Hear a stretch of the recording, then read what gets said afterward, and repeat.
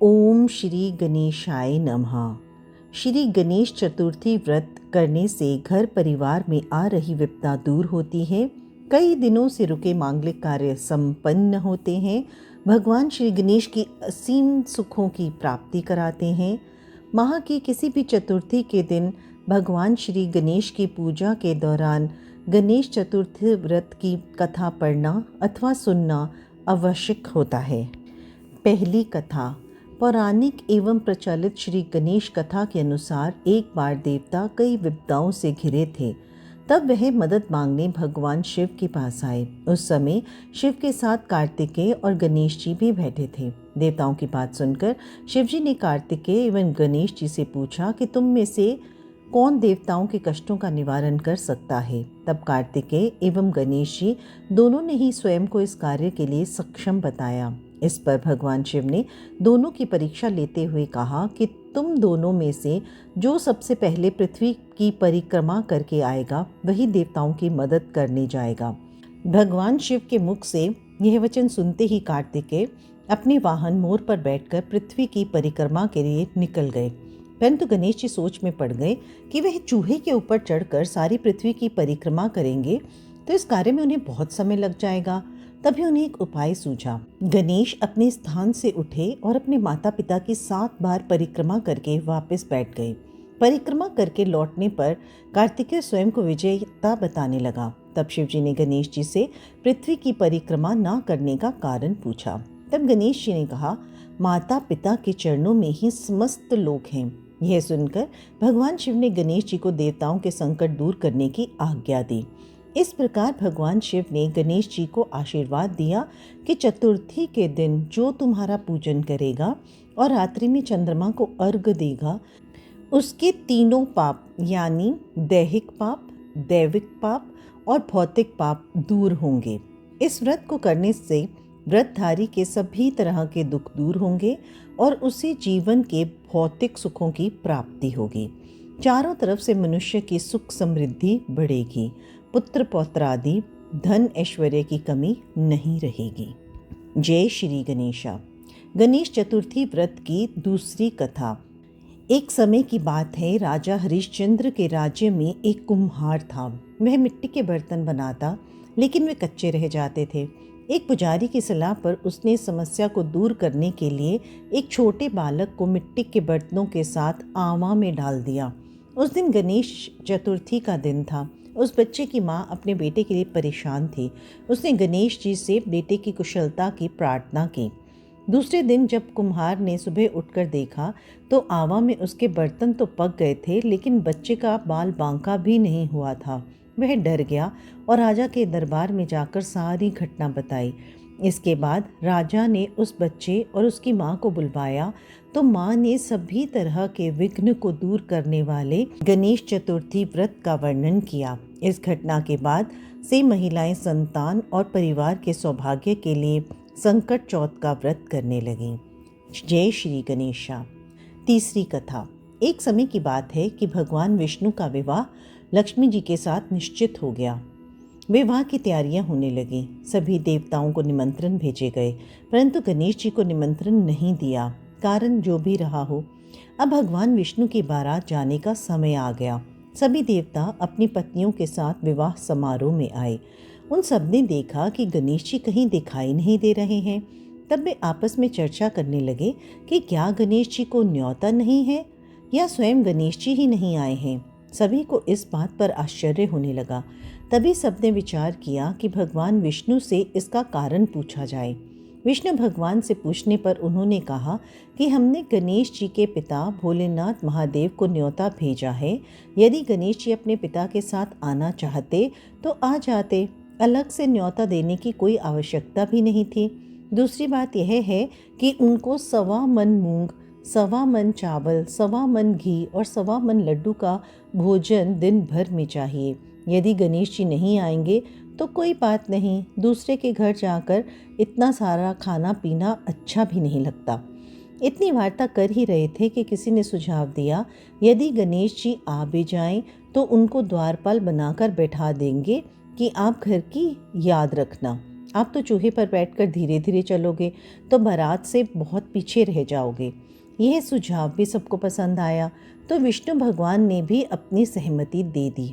होना क्या था, इतने में गणेश जी वहाँ आ पहुँचे और उन्हें समझा बुझाकर घर की रखवाली करने बैठा दिया। बारात चल दी। तब नारद जी ने देखा कि गणेश जी तो दरवाजे पर बैठे हुए हैं, तो वे गणेश जी के पास गए और उनके रुकने का कारण पूछा। गणेश जी कहने लगे कि भगवान विष्णु ने मेरा बहुत अपमान किया है। नारद जी ने कहा, आप अपनी मूषक सेना को आगे भेज दें तो वह रास्ता खोद देंगी, जिससे उनके वाहन धरती में धंस जाएंगे। तब आपको सम्मान पूर्वक बुलाना पड़ेगा। अब तो गणेश जी ने अपनी मूषक सेना जल्दी से आगे भेज दी और सेना ने जमीन पोली कर दी। जब बारात वहां से निकली तो रथों के पहिए धरती में धंस गए। लाख कोशिश करें परंतु पहिए नहीं निकले। सभी ने अपने अपने उपाय किए परंतु पहिए तो नहीं निकले, बल्कि जगह जगह से टूट गए। किसी की समझ में नहीं आ रहा था कि अब क्या किया जाए। तब तो नारद जी ने कहा, आप लोगों ने गणेश जी का अपमान करके अच्छा नहीं किया। यदि उन्हें मना कर लाया जाए तो आपका कार्य सिद्ध हो सकता है और यह संकट टल सकता है। शंकर भगवान ने अपने दूत नंदी को भेजा और वे गणेश जी को लेकर आए। गणेश जी का आदर सम्मान के साथ पूजन किया। तब कहीं रथ के पहिए निकले। अब रथ के पहिए निकल तो गए परंतु वे टूट फूट गए, तो उन्हें सुधारे कौन। पास के खेत में खाती काम कर रहा था, उसे बुलाया गया। खाती अपना कार्य करने से पहले श्री गणेशाय नमः कहकर गणेश जी की वंदना मन ही मन करने लगा। देखते ही देखते खाती ने सभी पहियों को ठीक कर दिया। तब खाती कहने लगा कि हे देवताओं, आपने सर्वप्रथम गणेश जी को नहीं मनाया होगा और ना ही उनकी पूजन किया होगा, इसीलिए तो आपके साथ यह संकट आया है। हम तो मूर्ख अज्ञानी हैं, फिर भी पहले गणेश जी को पूजते हैं, उनका ध्यान करते हैं। आप लोग तो देवतागण हैं, फिर भी आप गणेश जी को कैसे भूल गए। अब आप लोग भगवान श्री गणेश की जय बोलकर जाएं तो आपके सब काम बन जाएंगे और कोई संकट भी नहीं आएगा। ऐसा कहते हुए बारात वहां से चल दी और विष्णु भगवान का लक्ष्मी जी के साथ विवाह संपन्न कराकर सकुशल घर लौट आए। हे गणेश जी महाराज, आपने विष्णु जी को जैसे काज सारियो ऐसे काज सबके सिद्ध कर जो। बोलो गजानन भगवान की जय। चौथी कथा। श्री गणेश चतुर्थी व्रत की पौराणिक कथा के अनुसार एक बार भगवान शिव और माता पार्वती नर्मदा नदी के किनारे बैठे थे। वहाँ माता पार्वती ने भगवान शिव से समय व्यतीत करने के लिए चौपड़ खेलने को कहा। शिव चौपड़ खेलने के लिए तैयार हो गए, परंतु इस खेल में हार जीत का फैसला कौन करेगा, यह प्रश्न उनके समक्ष उठा। तो भगवान शिव ने कुछ तिनके एकत्रित करके उनका एक पुतला बनाकर उसकी प्राण प्रतिष्ठा कर दी और पुतले से कहा, बेटा, हम चौपड़ खेलना चाहते हैं, परंतु हमारी हार जीत का फैसला करने वाला कोई नहीं है, इसलिए तुम बताना कि हम दोनों में से कौन हारा और कौन जीता। उसके बाद भगवान शिव और माता पार्वती का चौपड़ खेल शुरू हो गया। यह खेल 3 बार खेला गया और संयोग से तीनों बार माता पार्वती जीत गईं। खेल समाप्त होने के बाद बालक से हार जीत का फैसला करने के लिए कहा गया, तो उस बालक ने महादेव को विजयी बताया। यह सुनकर माता पार्वती क्रोधित हो गई और क्रोध में उन्होंने बालक को लंगड़ा होने, कीचड़ में पड़े रहने का श्राप दे दिया। बालक ने माता पार्वती से माफ़ी मांगी और कहा कि यह मुझसे अज्ञानतावश ऐसे हुआ है, मैंने किसी द्वेष भाव से ऐसा नहीं किया। बालक द्वारा क्षमा मांगने पर माता ने कहा, यहाँ गणेश पूजन के लिए नाग कन्या आएंगी, उनके कहे अनुसार तुम गणेश व्रत करो, ऐसा करने से तुम मुझे प्राप्त करोगे। यह कहकर माता पार्वती शिव के साथ कैलाश पर्वत पर चली गईं। 1 वर्ष के बाद उस स्थान पर नाग कन्याएं आईं। तब नाग कन्याओं ने श्री गणेश के व्रत की विधि मालूम करने पर उस बालक ने 21 दिन लगातार श्री गणेश जी का व्रत किया। उसकी श्रद्धा से गणेश जी प्रसन्न हुए। उन्होंने बालक को मनोवांछित फल मांगने के लिए कहा। उस पर उस बालक ने कहा, हे विनायक, मुझ में इतनी शक्ति दीजिए कि मैं अपने पैरों से चलकर अपने माता पिता के साथ कैलाश पर्वत पर पहुंच सकूं और वे यह देख प्रसन्न हों। तब बालक को वरदान देकर श्री गणेश अंतर्ध्यान हो गए। इसके बाद वह बालक कैलाश पर्वत पर पहुंच गया और कैलाश पर्वत पर पहुंचने की अपनी कथा उसने भगवान शिव को सुनाई। चौपड़ वाले दिन से माता पार्वती शिवजी से विमुख हो गई थी। अतः देवी के रुष्ट होने पर भगवान शिव ने भी बालक के बताए अनुसार 21 दिनों तक श्री गणेश का व्रत किया। इस व्रत के प्रभाव से माता पार्वती के मन से भगवान शिव के लिए जो नाराजगी थी वह समाप्त हो गई। तब यह व्रत विधि भगवान शंकर ने माता पार्वती को बताई।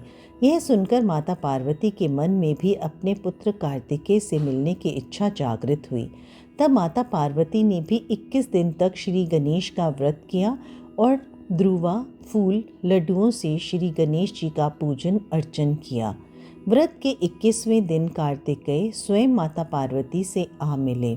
उस दिन से श्री गणेश चतुर्थी का यह व्रत समस्त कामनाओं को पूर्ति करने वाला व्रत माना जाता है। इस व्रत को करने से मनुष्य के सारे कष्ट दूर होकर मनुष्य को समस्त सुख सुविधाएं प्राप्त होती हैं। जय श्री गणेशा।